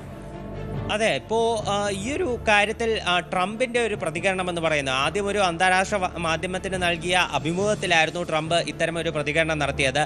അതായത് യുദ്ധം ഉടൻ അവസാനിക്കാൻ പോകുന്നു, US-ഉം ഇസ്രായേലും തങ്ങളുടെ ലക്ഷ്യങ്ങൾ അത് ഫലപ്രാപ്തിയിൽ എത്തിക്കാറായി, അതുകൊണ്ട് തന്നെ ഉടൻ ഇറാനുമായിട്ടുള്ള സംഘർഷം അവസാനിക്കും എന്ന് ട്രംപ് പറഞ്ഞിട്ടുണ്ട്. അതിനുശേഷം മാധ്യമങ്ങളോട് പ്രതികരിച്ചപ്പോഴും അദ്ദേഹം തൻ്റെ അതേ നിലപാട് ആവർത്തിക്കുകയായിരുന്നു. എന്നാൽ ഈ US-ന്റെ തന്നെ ചില ഭരണാധികാരികളിൽ, അതുപോലെ തന്നെ ഉദ്യോഗസ്ഥരിൽ ഈ അഭിപ്രായത്തിൽ വ്യത്യസ്തതയുണ്ട് എന്ന് നമുക്ക് നേരിട്ട് തന്നെ മനസ്സിലാക്കാൻ സാധിക്കും. കാര്യം US-ന്റെ ഡിഫൻസ് സെക്രട്ടറി ആയിട്ടുള്ള പീറ്റ് ഹെഗ്സെറ്റ് അദ്ദേഹം വ്യക്തമാക്കിയ കാര്യം എന്ന് പറയുന്നത് ഇത് വെറുമൊരു തുടക്കമാണെന്നാണ്. ട്രംപ് അതിനെ ന്യായീകരിച്ചുകൊണ്ട് മാധ്യമങ്ങളിൽ പറഞ്ഞത് ഇത് ഇറാന്റെ തുടക്കം എന്നാണ് ഈ ഡിഫൻസ് സെക്രട്ടറി ഉദ്ദേശിച്ചത്. അതായത് ഇറാനിൽ പുതിയൊരു ഭരണകൂടം തുടങ്ങി ആ രാജ്യത്തിൻ്റെ പുതിയൊരു പിറവി, അതാണ് ഡിഫൻസ് സെക്രട്ടറി ഉദ്ദേശിച്ചതെന്നാണ് ട്രംപ് വ്യക്തമാക്കിയിട്ടുള്ളത്. ഈ യുദ്ധം തീർച്ചയായിട്ടും അവസാനിക്കുകയാണ്, ഇറാന് ഇനി തിരിച്ചടിക്കാനുള്ള ശേഷിയില്ല എന്നെല്ലാം ട്രംപ് അവകാശപ്പെടുന്നുണ്ട്. അതേസമയം ശക്തമായിട്ട് തന്നെ പ്രതിരോധം ഇറാൻ തീർക്കുകയാണ്. ഇന്ന് ഗൾഫ് രാജ്യങ്ങളിലേക്കുള്ള സംഘർഷത്തിൽ അതിന് നേരിയ ഒരു അയവ് വന്നിട്ടുണ്ട്. പക്ഷേ ഇസ്രായേലിലേക്കടക്കം ഇന്ന് രാവിലെയും 30ഓളം മിസൈലുകൾ ഇറാൻ്റെയും അതുപോലെ തന്നെ ഹിസ്ബുള്ള ഗ്രൂപ്പിൻ്റെ ഭാഗത്തു നിന്നും പോവുകയുണ്ടായി. ഇറാനിൽ കടുത്ത രീതിയിൽ തന്നെ ഇറാനിലേക്കും തിരിച്ചടികൾ രൂക്ഷമാണ്. ഇന്നലെ ടെഹ്റാൻ നഗരത്തിൽ മാത്രം 40-ലധികം പേർ മരിച്ചതായിട്ടാണ് വിവരമുള്ളത്. നിരവധി ജനവാസ മേഖലകൾ കേന്ദ്രീകരിച്ച് കടുത്ത ആക്രമണം തന്നെയാണ് ഇറാനുള്ളിൽ റിപ്പോർട്ട് ചെയ്യുന്നത്. അതുപോലെ ഇസ്രായേലിനകത്ത് നോക്കുകയാണെങ്കിൽ അവിടെയും സംഘർഷം രൂക്ഷമാണ്. ഏതാണ്ട് 120-ലധികം പേർക്ക് പരിക്കേറ്റതായിട്ടാണ് അവരുടെ ഇസ്രായേലിൻ്റെ ആഭ്യന്തര മന്ത്രാലയം റിപ്പോർട്ട് ചെയ്യുന്ന കാര്യം. അവിടെയും മരണസംഖ്യ ഉയർന്നുകൊണ്ടിരിക്കുകയാണ്. ഇതിനിടെ ഗൾഫ് രാജ്യങ്ങളിലൊരു അനിഷ്ട സംഭവം വരുന്നത് ബഹ്റൈനിലാണ്. ബഹ്റൈനിൽ ഒരു ഡ്രോണിൻ്റെ അവശിഷ്ടം വീണ് പതിച്ച് ഒരു റെസിഡൻഷ്യൽ കെട്ടിടം തകർന്ന് ഒരു 29 വയസ്സുള്ള പെൺകുട്ടി മരിച്ചിട്ടുണ്ട്. അതുപോലെ 8ഓളം പേർക്ക് പരിക്കേൽക്കുന്ന ഒരു സ്ഥിതിയുമുണ്ടായി. സൗദി അറേബ്യയിലേക്കും നിരവധി ഡ്രോൺ ആക്രമണം ഉണ്ടായിട്ടുണ്ട്. അവർ ഇന്ന് രാവിലെ മാത്രം നിരവധി മിസൈലുകളും ഏതാണ്ട് 6ലധികം ഡ്രോണുകളും ഇന്റർസെപ്റ്റ് ചെയ്ത് തകർത്തു. അതുപോലെ UAE-യുടെ ഇറാഖിലെ കുർദിഷ് മേഖലയിലുള്ള ഒരു കോൺസുലേറ്റ് കെട്ടിടം അത് മിസൈൽ ഉപയോഗിച്ചുകൊണ്ട് തകർക്കുന്ന ഒരു സ്ഥിതിയുമുണ്ടായി. ഇതിൽ ഇപ്പോൾ UAE അന്വേഷണം പ്രഖ്യാപിച്ചിട്ടുണ്ട്. സൗദി അറേബ്യ ഇക്കാര്യത്തിൽ നടത്തിയ ഒരു പ്രതികരണം എന്ന് പറയുന്നത് അത് അന്താരാഷ്ട്ര നിയമങ്ങൾ എല്ലാം നഗ്നമായി ലംഘിച്ചുകൊണ്ട് യുദ്ധം വ്യാപിക്കുകയാണ് എന്നാണ് സൗദി അറേബ്യ പ്രതികരണം നടത്തിയത്. ഖത്തറിലടക്കം ഇപ്പോഴും ഈ എമർജൻസി അലേർട്ട് പിൻവലിച്ചിട്ടില്ല. ജാഗ്രതാ നിർദ്ദേശം പല സ്ഥലങ്ങളിലും തുടർന്നുകൊണ്ടിരിക്കുകയാണ് ഇപ്പോഴും.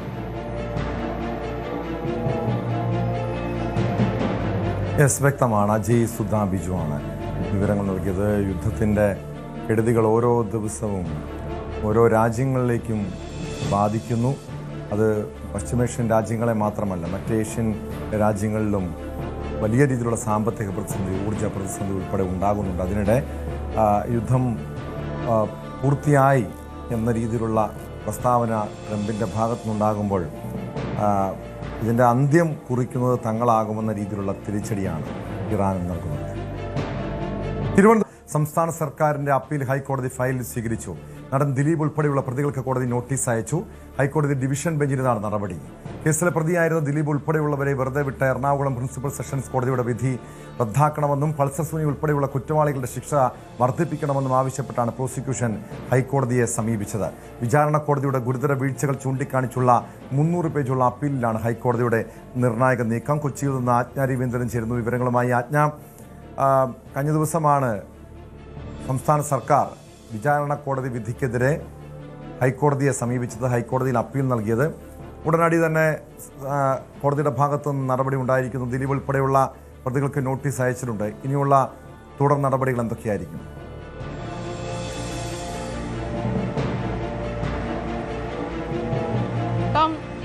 തുടർ നടപടികൾ അപ്പീൽ ഫയൽ സ്വീകരിച്ചു കഴിഞ്ഞുള്ള ഉടൻ നടപടി കോടതി കൈക്കൊണ്ടിട്ടുണ്ട്. ദിലീപ് അടക്കമുള്ള വെറുതെ വിട്ട 4 പ്രതികൾക്കും കേസിൽ ശിക്ഷ അനുഭവിക്കുന്ന 6 പ്രതികൾക്കും കോടതി നോട്ടീസ് നൽകിയിട്ടുണ്ട്. ഈ കുറ്റക്കാരെന്ന് കണ്ടെത്തിയുള്ള 6 പേർക്ക് ജയിൽ സൂപ്രണ്ട് വഴിയാണ് കോടതി നോട്ടീസ് നൽകിയിരിക്കുന്നത്. ദിലീപ് അടക്കമുള്ള മറ്റു 4 പ്രതികൾക്കും കോടതി നോട്ടീസ് ഇഷ്യൂ ചെയ്തിട്ടുണ്ട്. ഉടൻ തുടർ നടപടികൾ, അതായത് ഇതുമായി ബന്ധപ്പെട്ടുള്ള അപ്പീൽ ഫയൽ സ്വീകരിച്ചതോടുകൂടി ഇനി തുടർ നടപടികൾ ഉടൻ തന്നെ ആരംഭിക്കുമെന്നാണ് മനസ്സിലാക്കാൻ കഴിയുന്നത്. എന്തായാലും ഡിസംബർ 8-നാണ് ഈ കുറ്റക്കാരെന്ന് കണ്ടെത്തിയ വിധി പ്രസ്താവം എറണാകുളം പ്രിൻസിപ്പൽ സെഷൻസ് കോടതി പുറപ്പെടുവിക്കുന്നത്. അതിനുശേഷം 77 ദിവസത്തിന് ശേഷമാണ് സംസ്ഥാന സർക്കാർ ഇതുമായി ബന്ധപ്പെട്ട അപ്പീലുമായി ബന്ധപ്പെട്ട് മുന്നോട്ട് പോകുന്നത്. കുറ്റക്കാരെന്ന് കണ്ടെത്തിയ ആളുകൾക്ക്, അതായത് ശിക്ഷിക്കപ്പെട്ട ആളുകൾക്കെതിരെയുള്ള അപ്പീൽ നൽകാൻ 60 ദിവസത്തെ കാലമാണ് ഉള്ളത്, കാലതാമസമാണ്. അതിനുള്ളിൽ അപ്പീൽ നൽകണമെന്നാണ്. 17 ദിവസം വൈകിയാണ് സംസ്ഥാന സർക്കാർ ഇതുമായി ബന്ധപ്പെട്ട അപ്പീൽ നൽകിയിരിക്കുന്നത്. അതേസമയം ജസ്റ്റിസ് ജയശങ്കരൻ നമ്പ്യാരുടെയും ജസ്റ്റിസ് ജോബിൻ എൻ്റെയും ബെഞ്ചാണ്, ഡിവിഷൻ ബെഞ്ചാണ് അപ്പീൽ സ്വീകരിച്ചിട്ടുള്ളത്. അവരിത് സ്വമേധയാ ഇതുമായി ബന്ധപ്പെട്ടുള്ള ഹർജി തീർപ്പാക്കുകയും ചെയ്തിട്ടുണ്ട്. 17 ദിവസ കാലതാമസം സ്വമേധയാ കോടതി തന്നെ തീർപ്പാക്കുന്ന സാഹചര്യത്തിലേക്കാണ്. പ്രത്യേകിച്ചും 1700 പേജുകളുള്ള വിധിന്യായമാണ്. അത് പഠിച്ച ശേഷമാണ് അതിന് അപ്പീലുമായി മുന്നോട്ട് പോകേണ്ടതെന്നുള്ള കാര്യമാണ് പ്രോസിക്യൂഷൻ പ്രധാനമായും കോടതിയെ ബോധ്യപ്പെടുത്തിയിരിക്കുന്നത്. അതേസമയം ദിലീപ് അടക്കമുള്ള 4 പേർക്കെതിരെയുള്ള അവരെ വെറുതെ വിട്ട നടപടി, അതിന് അപ്പീലിന് 90 ദിവസം സമയമുണ്ട്. അതിൽ കാലതാമസമില്ല. ആ ഒരു സാഹചര്യത്തിൽ ഈ കോടതി തന്നെ ഇത് തീർപ്പാക്കിയ സാഹചര്യത്തിൽ അപ്പീൽ ഫയൽ സ്വീകരിച്ചിരിക്കുന്ന നടപടിയാണ് കൈക്കൊണ്ടത്. പ്രധാനമായും അതിൽ ആദ്യത്തെ പടി എന്നുള്ള നിലയിലാണ് ദിലീപ് അടക്കമുള്ള 4 പേർക്കും അതുപോലെ ശിക്ഷിക്കപ്പെട്ട 6 പേർക്കും കോടതി നോട്ടീസ് ഇഷ്യൂ ചെയ്തിട്ടുള്ളത്. ഇത് നേരത്തെ തന്നെ ഈ വിചാരണ കോടതിയുടെ വിധിക്കെതിരെ വലിയ വിമർശനം ഉന്നയിച്ചുകൊണ്ടാണ് പ്രോസിക്യൂഷൻ കോടതിയിലെത്തിയിരിക്കുന്നത്.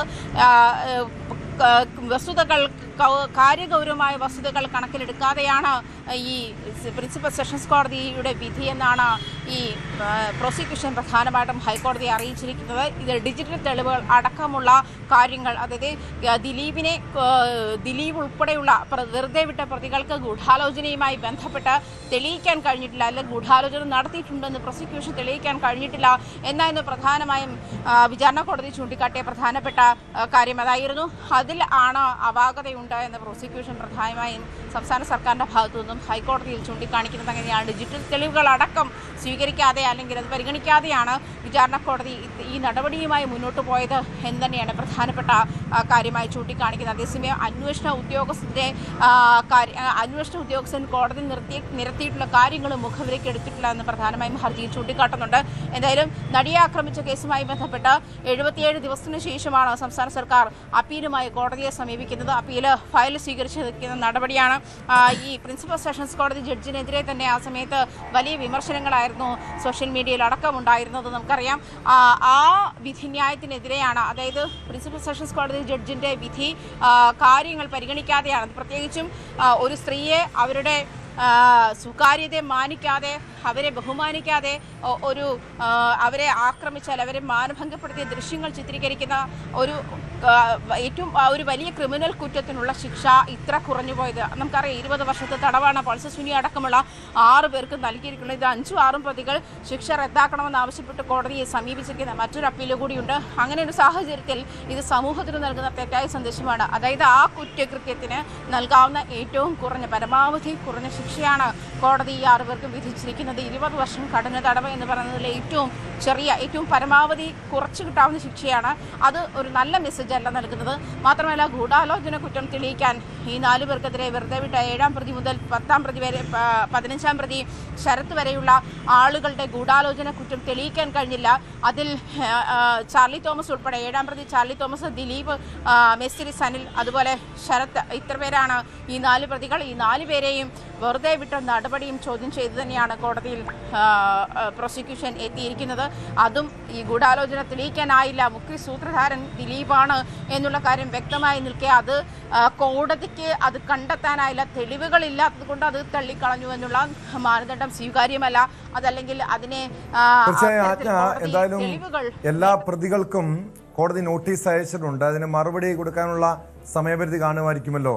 ഇനി എന്നാണ് ഈ കേസ് സർക്കാരിന്റെ അപ്പീല് ഇനി ഹൈക്കോടതി പരിഗണിക്കുക?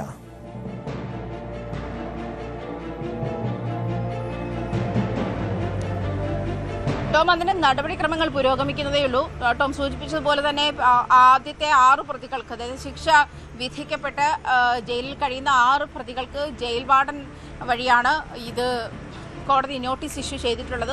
അതുപോലെ ദിലീപ് അടക്കമുള്ള 4 പ്രതികൾക്കും കോടതി നേരിട്ട് നോട്ടീസ് അയച്ചിട്ടുണ്ട് എന്നാണ് മനസ്സിലാക്കാൻ കഴിയുന്നത്.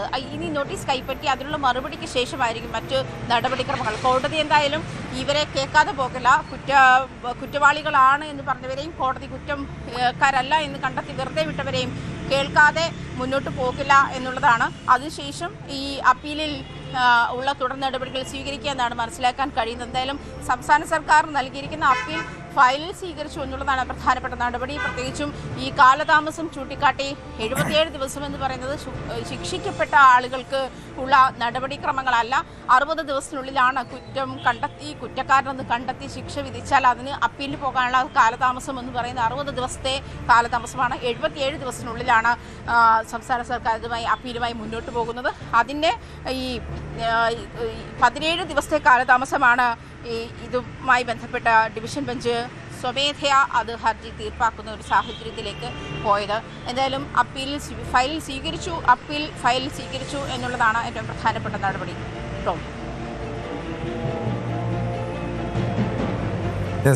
വ്യക്തമാണ്. ആജ്ഞാ രവീന്ദ്രനാണ് കൊച്ചിയിൽ നിന്നും വിവരങ്ങൾ നൽകുന്നത്. തിരുവനന്തപുരത്ത് ലോൺ ആപ്പ് ഭീഷണിയെ തുടർന്ന് യുവാവ് ജീവനൊടുക്കിയതായി പരാതി. ആര്യനാട് സ്വദേശി ആനന്ദാണ് മരിച്ചത്. ആനന്ദിന്റെ മോർഫ് ചെയ്ത അശ്ലീല ചിത്രങ്ങൾ സമൂഹ മാധ്യമങ്ങളിലൂടെ പ്രചരിപ്പിച്ചിരുന്നു. നിരന്തരം ഭീഷണി സന്ദേശങ്ങൾ വന്നതായും പരാതിയുണ്ട്.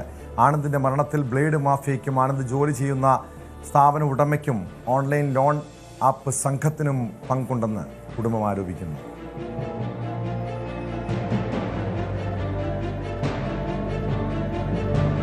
അവൻ ഈ 2 മാസം ഒരു കടയിൽ പൊയ്ക്കൊണ്ടിരിക്കുന്നത്, 1 വർഷം കൊണ്ട് 1-2 വർഷം കൊണ്ട് ടയർ കടയിൽ പോകുന്നു.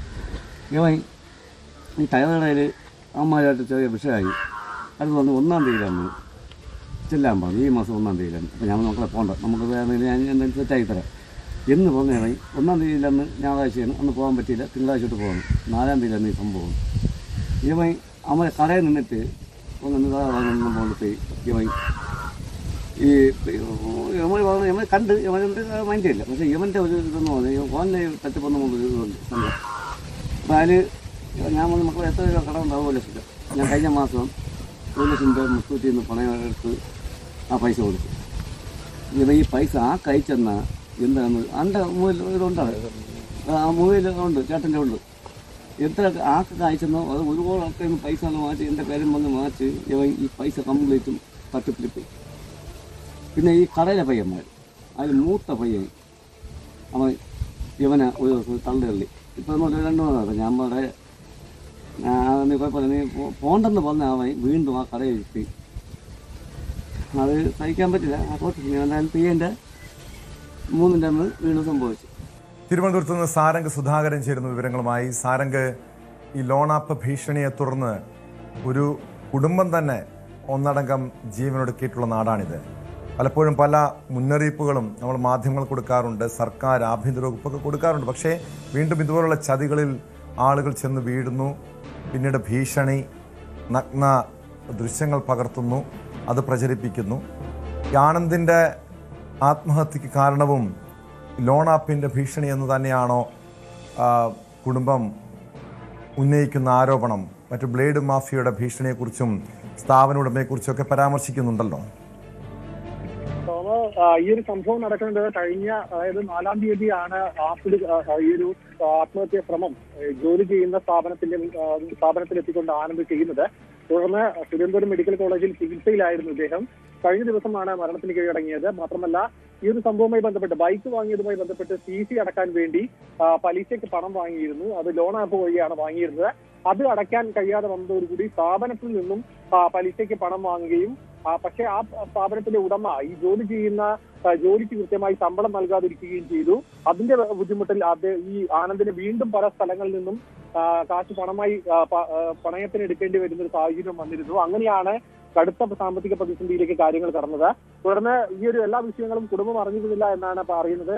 അതിന്റെ ഒപ്പം തന്നെ ഈ ഒരു സംഭവവുമായി ബന്ധപ്പെട്ട് കുടുംബത്തിന്റെ ഭാഗത്തു നിന്നും കൃത്യമായി പിന്തുണ ലഭിച്ചിരുന്നു. അതായത് സ്ഥാപനത്തിലേക്ക് പോകണ്ട എന്നടക്കമുള്ള കാര്യങ്ങൾ അറിയിച്ചിരുന്നെങ്കിലും പിന്നീടും ഈ സ്ഥാപനവുമായി ബന്ധപ്പെട്ട് ആനന്ദ് അവിടെ എത്തുകയും ചെയ്തിരുന്നു എന്നാണ് മനസ്സിലാക്കാൻ കഴിയുന്നത്. തുടർന്ന് സ്ഥാപനത്തിൽ വെച്ചാണ് ഈ ഒരു ആത്മഹത്യ അടക്കം നടക്കുന്നത് എന്നാണ് പ്രധാനം. മാത്രമല്ല മറ്റ് പല ആരോപണങ്ങളും കുടുംബത്തിന്റെ ഭാഗത്ത് നിന്ന് ഉയരുന്നുണ്ട്. അതായത് ഈ ഒരു സംഭവം നടക്കുന്ന സമയത്ത് സ്ഥാപന ഉടമ അവിടെ ഉണ്ടായിരുന്നു. മാത്രമല്ല ഈ ഒരു സംഭവം നടന്ന 1 മണിക്കൂറിന് ശേഷമാണ് ആശുപത്രിയിലേക്ക് എത്തിച്ചത്. താമസം ഉണ്ടായിരുന്നു. അതിനൊപ്പം തന്നെ ഈ ഒരു തെളിവ് നശിപ്പിക്കാനുള്ള ശ്രമം അടക്കം ഇവരുടെ ഭാഗത്തു നിന്നുണ്ടായിരുന്നു. അതായത് ഈ ഒരു ആസിഡ് കുടിച്ച് അവിടുന്ന് ആത്മഹത്യാ ശ്രമം നടത്തിയ സമയത്ത് ആ പരിസരം ശുചീകരിക്കാൻ, അതായത് ആ ഭാഗം വൃത്തിയാക്കാൻ വേണ്ടിയാണ് അവർ ശ്രമിച്ചത്. അതിന് പകരം ആശുപത്രിയിൽ എത്തിക്കാൻ ശ്രമിച്ചില്ല എന്നടക്കമുള്ള കാര്യങ്ങളാണ് കുടുംബം ആരോപിക്കുന്നത്. വളരെ വൈകിയാണ് ആശുപത്രിയിലേക്ക് എത്തിയത്. മാത്രമല്ല ഇത്രയും ദിവസം ആശുപത്രിയിൽ ചികിത്സയിൽ ഇരുന്നു. പക്ഷേ പിന്നീട് മരണത്തിന് കീഴടങ്ങുകയായിരുന്നു. മോർഫ് ചെയ്ത ചിത്രങ്ങളടക്കം ലോൺ ആപ്പ് വഴി സമൂഹ മാധ്യമങ്ങളിൽ പ്രചരിപ്പിച്ചിരുന്നു. അതിന്റെ സമ്മർദ്ദവും ഒപ്പം ഈ ഒരു ലോൺ മാഫിയകളുടെയും സ്ഥാപനത്തിന്റെ ഉടമയിൽ നിന്നുണ്ടായ പ്രതികൂലമായ ഒരു സംഭവം അടക്കമാണ് ഈ ഒരു കടുത്ത തീരുമാനത്തിലേക്ക് അദ്ദേഹം എത്താൻ സാഹചര്യം ഒരുക്കിയത്. സ്ഥാപനത്തിലെത്തിക്കൊണ്ട് ഒരു ആത്മഹത്യ നടത്തിയത് തന്നെ വലിയ ചോദ്യം ഉയർത്തിയിട്ടുണ്ട്. സ്ഥാപനവുമായി ബന്ധപ്പെട്ട പ്രശ്നം നിലനിൽക്കുന്നതുകൊണ്ട് തന്നെ ആയിരിക്കണം അങ്ങനെ ഒരു സംഭവത്തിന് ആനന്ദ് മുതിർന്നത് എന്നാണ് കുടുംബം ആരോപിക്കുന്നത്. എന്ത് തന്നെയായാലും ഇതിൽ വിശദമായ അന്വേഷണമാണ് കുടുംബം ആവശ്യപ്പെടുന്നത്. കാരണം പല ഭാഗങ്ങളിൽ നിന്നുള്ള സമ്മർദ്ദം ഉണ്ടായിട്ടുണ്ട്. സമൂഹ മാധ്യമങ്ങളിലടക്കം മോർഫ് ചെയ്ത ചിത്രങ്ങളടക്കം പ്രചരിപ്പിച്ചു എന്നും പരാതിയിൽ നിലനിൽക്കുന്നുണ്ട്. അതുകൊണ്ട് തന്നെ കൃത്യമായ ഇടപെടൽ ഇതിൽ ഉണ്ടാകണമെന്നാണ് കുടുംബത്തിന്റെ പ്രധാനമായ ആവശ്യം കേട്ടോ.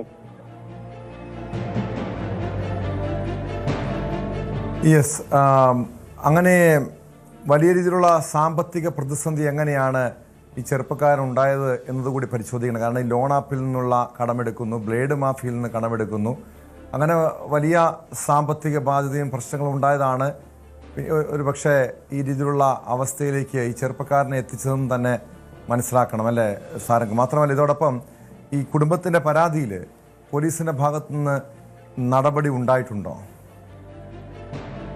കുടുംബത്തിന്റെ പരാതിയുടെ അടിസ്ഥാനത്തിൽ പോലീസ് അന്വേഷണം ആരംഭിച്ചിട്ടുണ്ടെന്നാണ് ലഭിക്കുന്ന വിവരം.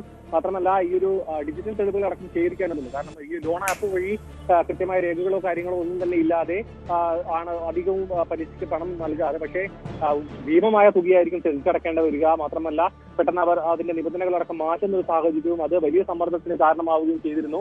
ഇതിനു മുൻപും ടോമസ് സൂചിപ്പിച്ച പോലെ തന്നെ പല കുടുംബങ്ങളെയും അനാഥമാക്കിയതും കുടുംബങ്ങളുടെ കൂട്ട ആത്മഹത്യക്കടക്കം കാരണമായിട്ടുണ്ട് ഈ ലോൺ ആപ്പുകളുടെ വിഷയം. അതുകൊണ്ട് തന്നെ പോലീസ് ആ വഴിക്കും ഒപ്പം തന്നെ ഈ സ്ഥാപനവുമായി ബന്ധപ്പെട്ട അന്വേഷണം നടക്കുന്നുണ്ട്. കാരണം ജോലി ചെയ്ത പണം ലഭിച്ചില്ല, അതുകൊണ്ടാണ് ഈ തിരിച്ചടവ് മുടങ്ങാൻ കാരണമായതും ഇങ്ങനെ ആപ്പ് വഴിയും മറ്റും പണം സ്വരൂപിക്കേണ്ടി വന്നതും എന്ന അടക്കമുള്ള ആരോപണം നിലനിൽക്കുന്നുണ്ട്. അതുകൊണ്ട് തന്നെ ഈ സ്ഥാപനവുമായി ബന്ധപ്പെട്ട് മറ്റ് തർക്കങ്ങൾ ഉണ്ടായിരുന്നു. ഈ പണം നൽകാതിരിക്കാനും ഇങ്ങനെ സമ്മർദ്ദം ചെലുത്താനുണ്ടായ സാഹചര്യം എന്താണ്? മാത്രമല്ല ഈ ഒരു ആത്മഹത്യ നടന്നത് സ്ഥാപനത്തിൽ നിന്നായതുകൊണ്ട് തന്നെ അന്ന് നടന്ന കാര്യങ്ങൾ എന്തൊക്കെയാണ്, മനഃപൂർവ്വം ചികിത്സ വൈകിപ്പിച്ചോ എന്നടക്കമുള്ള കാര്യങ്ങളിൽ പോലീസ് അന്വേഷണം ആരംഭിച്ചിട്ടുണ്ട്.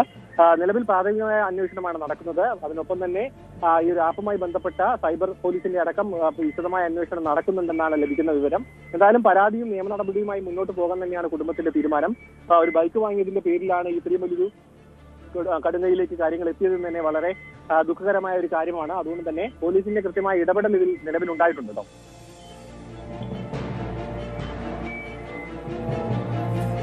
വ്യക്തമാണ്. സാരംഗ് സുധാകരനാണ് വിവരങ്ങൾ നൽകിയത്. തിരുവനന്തപുരത്ത് ഈ ലോൺ ആപ്പിന്റെ ഭീഷണിയെ തുടർന്നാണ് യുവാവ് ജീവനൊടുക്കിയതെന്നാണ് ഉയർന്നു വരുന്ന ആരോപണം. ശമ്പള വർധനവ് ആവശ്യപ്പെട്ട് നഴ്സുമാർ നടത്തുന്ന അനിശ്ചിതകാല സമരം തുടരുന്നു. പണിമുടക്കുന്ന നഴ്സുമാർ കോഴിക്കോട് കളക്ടറേറ്റിന് മുന്നിൽ ധർണ നടത്തി. ബേബി മെമ്മോറിയൽ, ഇക്ര, മലബാർ, മെയ്ത്ര ആശുപത്രികളിലെ നഴ്സുമാരാണ് പണിമുടക്കുന്നത്. സമരക്കാരുടെ മാനേജ്മെന്റ് പ്രതിനിധികൾ അപമര്യാദയായി പെരുമാറിയതിനെ തുടർന്ന് ഇന്നലെ സംഘർഷമുണ്ടായിരുന്നു. പിരിച്ചുവിട്ടവരെ തിരിച്ചെടുക്കത്തില്ല. കാരണം അവർ ഹോസ്പിറ്റലിനെതിരായിട്ടുള്ള ഒരു സ്പൈ വർക്ക് ചെയ്തത്. സ്പൈ വർക്ക് എന്ന് അയാൾ ഉദ്ദേശിക്കുന്നത് തന്നെയാണ് സമരത്തിനെ അനുകൂലിച്ചു. സമരത്തിനെ ഈ ലോകത്തിലുള്ള എല്ലാ നഴ്സുമാരും അനുകൂലിക്കുന്നുണ്ട്. അപ്പോൾ സമരത്തിനെ അനുകൂലിച്ചെന്നും പറഞ്ഞൊരു ടെർമിനേഷൻ ലെറ്റർ തരാൻ പറ്റത്തില്ല. അതും പേഷ്യന്റിന്റെ ഇടയ്ക്ക് വർക്ക് ചെയ്തുകൊണ്ടിരുന്ന ഒരാളെ ഇറക്കി വിട്ടെന്ന് പറഞ്ഞാൽ അയാൾക്ക് ആ ഹോസ്പിറ്റലിനോട് അത്രയേ ഉള്ളൂ, അല്ലേ? അത്രയേ ഉള്ളൂ താല്പര്യം. അതാണ് ഞാൻ മനസ്സിലാക്കുന്നത്. അവിടെ ഹോസ്പിറ്റലിനോട് ഇപ്പം താല്പര്യം കാണിക്കുന്ന ഉള്ളി നഴ്സുമാരാണ്.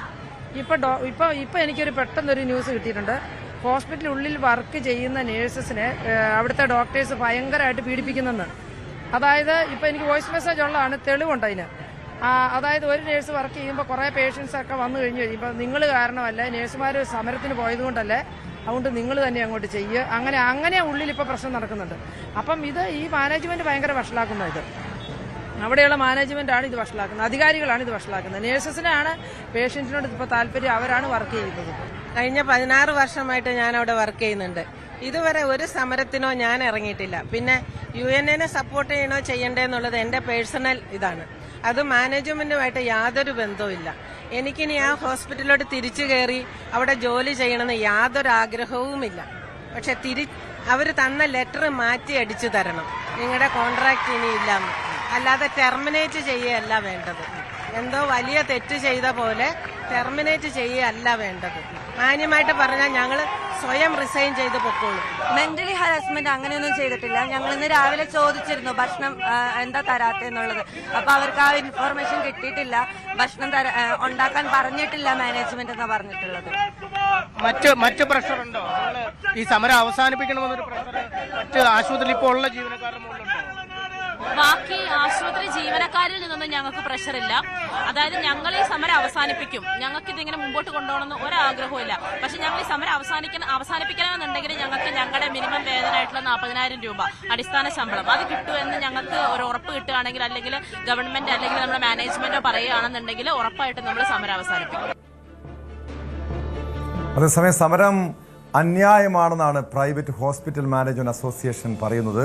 വിവരങ്ങളുമായി കോഴിക്കോട് നിന്ന് MS അനീഷ് കുമാർ ചേരുന്നുണ്ട്. അനീഷ്, സംസ്ഥാനത്ത് സമീപകാലത്ത് നമ്മൾ കണ്ട ഏറ്റവും വലിയ ശക്തമായൊരു സമരമാണ് നഴ്സുമാരുടെ ഭാഗത്തുനിന്ന് ഉണ്ടാകുന്നത്. ന്യായമായ ആവശ്യം അവർ ഉന്നയിക്കുന്നു. അതായത് പല ആശുപത്രികളും 10,000-ഉം 20,000-ഉം മാത്രം ശമ്പളം നൽകുന്നു. അതുകൊണ്ട് എങ്ങനെ ഒരു കുടുംബം പോറ്റാൻ കഴിയുമെന്ന് നമുക്കൊക്കെ ചിന്തിക്കാൻ കഴിയുന്ന കാര്യമാണ്. ആ സമരത്തെയാണ് അന്യായമായ സമരം എന്ന് പറയുന്നത്. ആ സമരത്തെയാണ് അടിച്ചമർത്താൻ ശ്രമിക്കുന്നത്. ഇവിടെ ഒരു ആശുപത്രിയിലെ ഡോക്ടർമാരാണ്, അതായത് ലക്ഷങ്ങൾ ശമ്പളം മേടിക്കുന്ന ഡോക്ടർമാരാണ് സമരം ചെയ്യുന്നതെങ്കിൽ ഈ മാനേജ്മെന്റുകൾ പലപ്പോഴും അവരുടെ ഭീഷണിക്ക് മുന്നിൽ വഴങ്ങും, അവർക്ക് ലക്ഷങ്ങൾ ശമ്പളം കൊടുക്കും. പക്ഷേ ഇവിടെ സാധാരണക്കാരായ ഏറ്റവും താഴേക്കിടയിൽ പ്രവർത്തിക്കുന്ന, ഏറ്റവും ആശുപത്രികളിൽ വളരെയധികം കഷ്ടപ്പാടുകൾ സഹിക്കുന്ന നേഴ്സുമാരുടെ ഈ സമരത്തെ അന്യായമാണെന്ന് പറയുന്നത് തന്നെയാണ് ഏറ്റവും വലിയ നീതി നിഷേധം. മാത്രമല്ല, ഇവരുടെ സമരം കൂടുതൽ ശക്തിപ്പെടുത്താനുള്ള തീരുമാനത്തിലേക്ക് പോകുന്നു. എന്താണ് നേഴ്സുമാരുടെ സംഘടനയുടെ തീരുമാനം? ഇങ്ങനെ ഈ ആശുപത്രികളുടെ ഭീഷണിക്ക്, വെല്ലുവിളിക്ക് മുന്നിൽ വഴങ്ങുമോ അതോ കൂടുതൽ ശക്തിപ്പെടുമോ സമരം?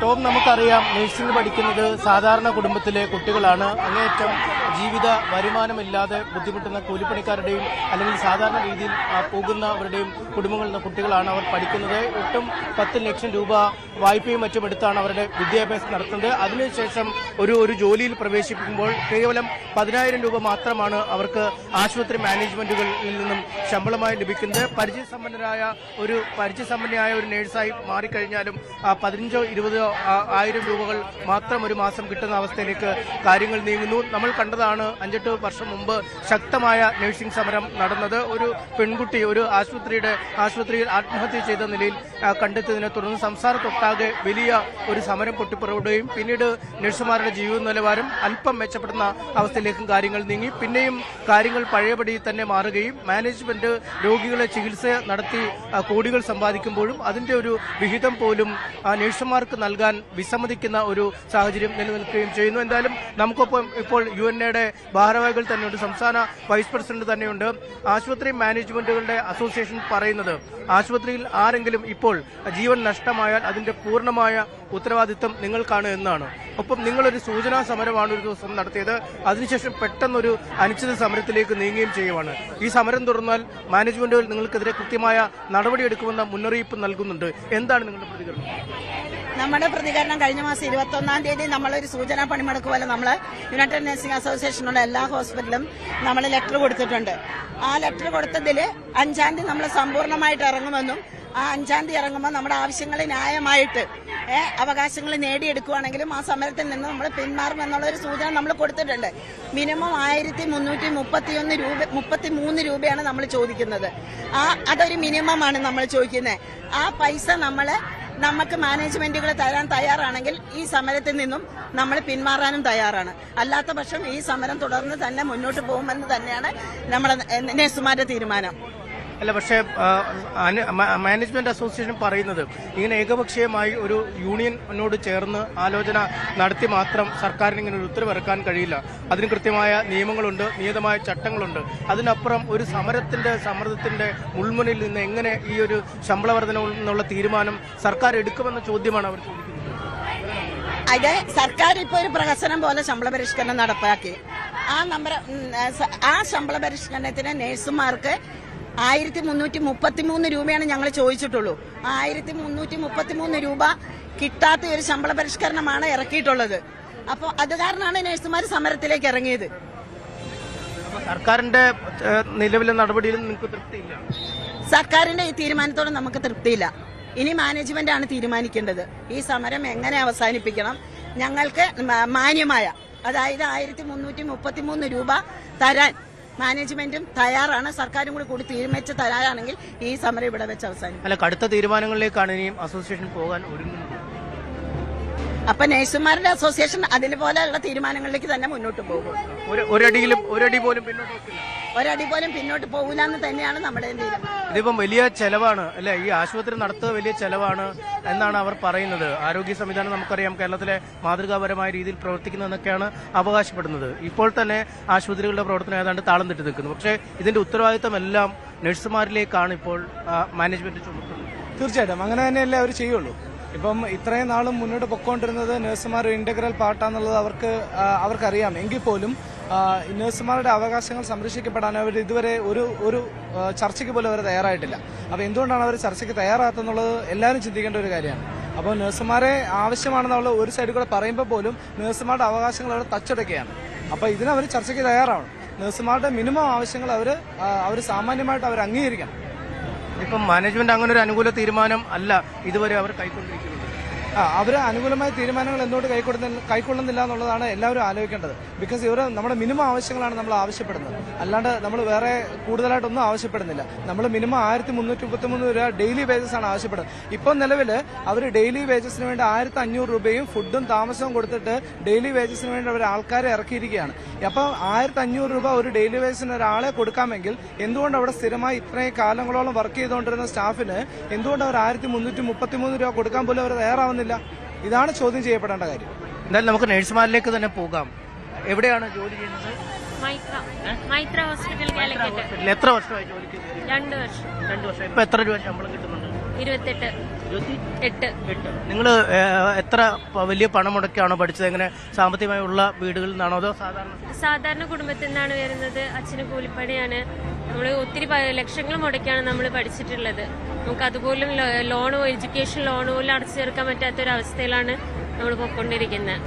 താമസം, ഭക്ഷണം, അങ്ങനെ മറ്റ് ഹോസ്റ്റലാണ്. നമുക്ക് ഹോസ്റ്റലിൽ റെന്റ് കൊടുക്കണം, ഫുഡിന് പൈസ കൊടുക്കണം, എല്ലാം നമ്മൾ എക്സ്ട്രാ പേയ്മെന്റ് ചെയ്തുകൊണ്ടിട്ടാണ്. ഒന്നും നമുക്ക് ഹോസ്പിറ്റലിൽ പ്രൊവൈഡ് ചെയ്യുന്നില്ല. ഹോസ്റ്റൽ റെന്റും കൊടുത്തിട്ടാണ് നമ്മൾ അവിടെ നിൽക്കുന്നത്.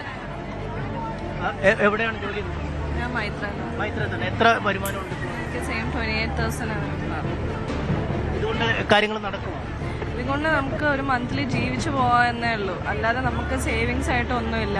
ആ മാസം കഴിയുമ്പോഴത്തേനും ആ കിട്ടുന്ന പൈസ തീരും. റെന്റായിട്ടും ഫുഡായിട്ടും ഇവിടുത്തെ എക്സ്പെൻസ് ആയിട്ടും അല്ലാതെ എല്ലാ കാര്യങ്ങളും നമ്മുടെ കാര്യങ്ങൾ കഴിയുമ്പോഴത്തേനും അതിനുള്ള പൈസയെ കിട്ടുന്നുള്ളൂ.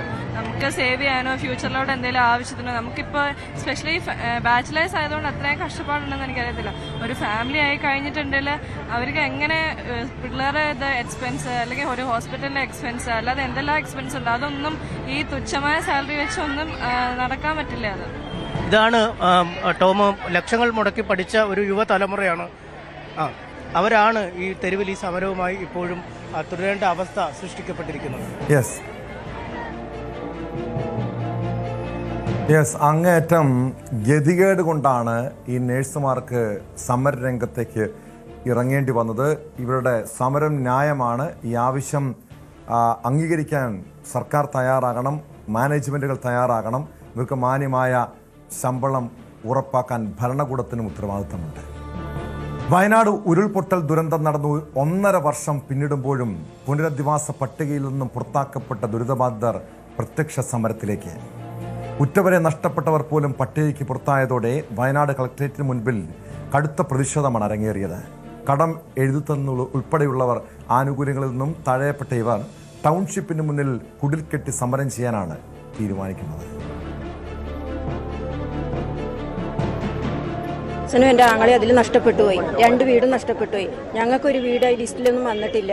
പെൺമക്കള് 3 പെൺമക്കളാണ്. അവരെ കല്യാണം കഴിച്ചു കൊടുത്തതുകൊണ്ട് അത് തരാൻ പറ്റില്ല. ഞാൻ ഈ കളക്ടറേറ്റിൽ പല പ്രാവശ്യം കയറി ഇറങ്ങി.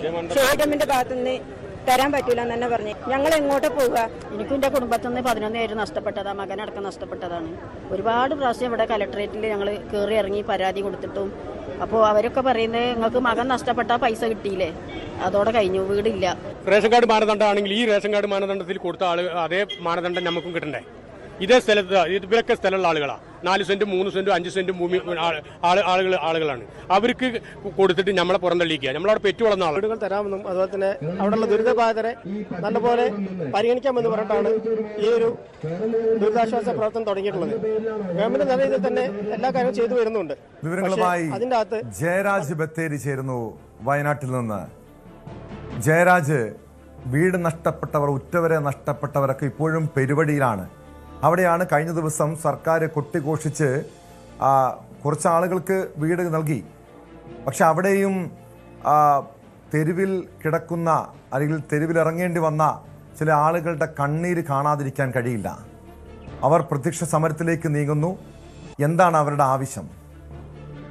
തീർച്ചയായും ടോം, ദുരന്തബാധിതർക്ക് അവിടെ ഒരു ടൗൺഷിപ്പ് നിർമ്മിച്ചെങ്കിലും അതിലേതാണ്ട് 178ഓളം കുടുംബങ്ങൾക്ക് വീട് നൽകി. ഇനിയും 400ഓളം ആളുകളുടെ വീടിന്റെ പണി അവിടെ നടക്കുന്ന ഒരു സമയമാണ്. പക്ഷേ ഈ ദുരന്തബാധിതർ ഏത് രീതിയിലാണ്, ഏത് മാനദണ്ഡത്തിലാണ് ഈ ദുരന്തബാധിതരെ തെരഞ്ഞെടുത്തത് എന്നുള്ളൊരു ചോദ്യവുമായിട്ടാണ് ഈ പട്ടികയിൽ നിന്നും ഒഴിവാക്കപ്പെട്ടവർ ഇന്നലെ കലക്ടറേറ്റിന് മുമ്പിൽ ധർണ നടത്തിയത്. വളരെ ദയനീയമായ ഒരു കാഴ്ച തന്നെയാണ് അവരുടെ ഒരു അവസ്ഥ പറയുമ്പോൾ, അല്ലെങ്കിൽ അത് നമുക്ക് ഫീൽ ചെയ്യുന്നത്. കാരണം ഇവരും ഈ ദുരന്തത്തിൽപ്പെട്ടവരാണ്. എന്നാൽ മറ്റുള്ളവരുടെ രീതിയിലുള്ള വലിയ ദുരന്തങ്ങൾ ഉൾപ്പെട്ടിട്ടില്ല എന്നൊക്കെയുള്ള രീതിയിലാണ് ഈ പട്ടിക അല്ലെങ്കിൽ ഈ ഒരു പട്ടിക ഉണ്ടാക്കിയെന്നാണ് അവർ പറയുന്നത്. പക്ഷേ അവർക്കും ഉറ്റവർ നഷ്ടപ്പെട്ടിട്ടുണ്ട്, അവരുടെ സ്വത്ത് പോയിട്ടുണ്ട്, അതുപോലെ തന്നെ അവരുടെ കടം എഴുതി തള്ളാമെന്ന് പറഞ്ഞിട്ടുണ്ട്. ഇത്തരത്തിലുള്ള കാര്യങ്ങളൊന്നും ചെയ്യാത്തത് കൊണ്ട് തന്നെയാണ് ഈ പട്ടികയിൽ നിന്നും പുറത്താക്കപ്പെട്ട അല്ലെങ്കിൽ പട്ടികയിൽ നിന്നും മാറ്റപ്പെട്ട ആളുകൾ ഇപ്പോൾ വലിയ ഒരു സമരവുമായി രംഗത്തിറങ്ങിയിരിക്കുന്നത്. നിരവധി ആളുകൾ, സ്ത്രീകളും കുട്ടികളും പുരുഷന്മാരും അടങ്ങിയ ആളുകളായിരുന്നു ഇന്നലെ ഇവിടെ കളക്ടറേറ്റിന് മുന്നിൽ ധർണയുമായി എത്തിയത്. ഇവരുടെ ആവശ്യം എന്ന് പറയുന്നത് ഇവരെയും മറ്റുള്ളവരെ പോലെ തന്നെ ചേർക്കണം, ഇവർക്കും സ്വത്തും ഭൂമിയും എല്ലാം നഷ്ടപ്പെട്ടിട്ടുണ്ട്, ഏത് രീതിയിലാണ് അല്ലെങ്കിൽ ഏത് മാനദണ്ഡത്തിലാണ് ഇവരെ ഒഴിവാക്കിയതെന്നുള്ള ചോദ്യമാണ് അവർ ചോദിക്കുന്നത്. ഇതിൽ തന്നെ ഭർത്താവ് നഷ്ടപ്പെട്ട ആളുകളുണ്ട്, കുട്ടികൾ നഷ്ടപ്പെട്ട ആളുകളുണ്ട്. അപ്പൊ ഇവരുടെയൊക്കെ അവസ്ഥ പറയുമ്പോൾ നിങ്ങൾക്ക് അല്ലെങ്കിൽ ഒരു മകനെ നഷ്ടപ്പെട്ട അമ്മയോട് പറഞ്ഞ ഒരു കാര്യം, നിങ്ങൾക്ക് മകനുള്ള പണം കിട്ടിയില്ലേ എന്നുള്ളതാണ് ചോദ്യം. അപ്പൊ എന്തായാലും ഈ ഒരു വിഭാഗീയത ജനങ്ങളിലെ അല്ലെങ്കിൽ ഈ ദുരന്തബാധിതരിൽ വലിയ ഒരു വേദന തന്നെയാണ് ഉണ്ടാക്കിയിട്ടുള്ളത്. ഇപ്പോൾ അവർ പറയുന്നത് ഈ ഒരു ടൗൺഷിപ്പിന് മുന്നിൽ അവര് വ്യക്തമാണ്. വയനാട്ടിൽ നിന്ന് ജയരാജ് ബത്തേരിയാണ് വിവരങ്ങൾ നൽകിയത്. ഇവരുടെ കണ്ണീരും സർക്കാർ കാണാതെ പോകരുത്. കാരണം പ്രിയപ്പെട്ടവരെ നഷ്ടപ്പെട്ടവരുണ്ട്, വലിയ കടബാധ്യതയിൽ ജീവിതം വഴിമുട്ടി നിൽക്കുന്നവരുണ്ട്. ഇവരുടെ പ്രശ്നങ്ങൾ ഉൾപ്പെടെ ഇടപെടാനുള്ള ഉത്തരവാദിത്വം സർക്കാരിനുണ്ട്. ഇടപെടുമെന്ന് പ്രതീക്ഷിക്കാം. സ്പോട്ട്ലൈറ്റ് പൂർണ്ണമാകും. നമസ്കാരം.